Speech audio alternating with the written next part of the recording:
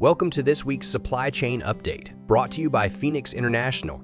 Starting with market conditions, demand on Trans-Pacific eastbound routes is picking up, but still hasn't returned to pre-Lunar New Year levels. With plenty of vessel space available, rates remain under pressure, and some carriers have extended existing rates through March. In the Far East westbound market, demand has mostly recovered from the post-holiday slowdown, but high inventory levels in Europe are leading to fewer new orders. Rate increases originally planned for March have been canceled, though carriers may push for adjustments in late March or April. Across the transatlantic westbound market, utilization remains strong, particularly on North Europe routes, where March sailings are fully booked. South Europe sees moderate demand, and while most carriers have delayed PSS implementation, some surcharges remain in place for US-bound shipments. Now let's take a look at operational updates. Equipment supply on Trans-Pacific eastbound routes is stable with no major shortages at key origin gateways. This is helping to clear previous backlogs and improve efficiency at major export hubs.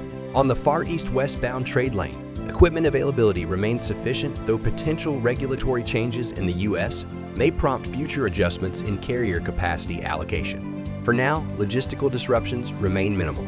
However, the transatlantic westbound trade lane is experiencing equipment shortages in Central Europe, especially in Austria, Slovakia, Switzerland, Hungary, and parts of Germany. Carrier haulage is recommended to reduce shipment delays in these regions.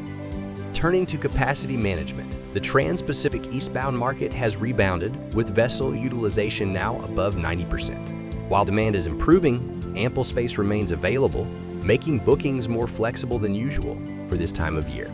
In the Far East westbound market, blank sailings in early March have helped adjust capacity levels, though overall there are no major space constraints as demand remains steady. On transatlantic westbound routes, blank sailings have declined and capacity is stabilizing. Overbooking concerns have eased, and most carriers report balanced vessel utilization, reducing the volatility seen in recent months.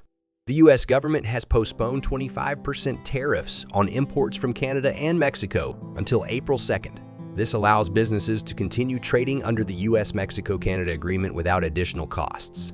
While the tariff exemption covers many products, a 10% tariff on Canadian electricity and oil remains in place. More trade policy updates are expected in April. Cross-border freight activity between the U.S. and Canada has surged as shippers move goods before potential tariffs take effect. Truckload volumes have increased by 40% year over year, with dry van spot rates from Toronto to Chicago rising 7%. U.S. officials have also raised concerns about potential reciprocal tariffs from Canada, which could further impact trade dynamics. As contract negotiations begin for the 2025 and 2026 shipping season, Trans-Pacific carriers are seeking rate increases of 20 to 30%. Proposed rates are $2,000 per few for West Coast shipments and $3,000 per few for East Coast shipments. Analysts believe these targets are achievable, counting on demand fluctuations and overall market conditions in the coming months. The global shipping industry is experiencing growing uncertainty due to new U.S. tariffs and trade restrictions.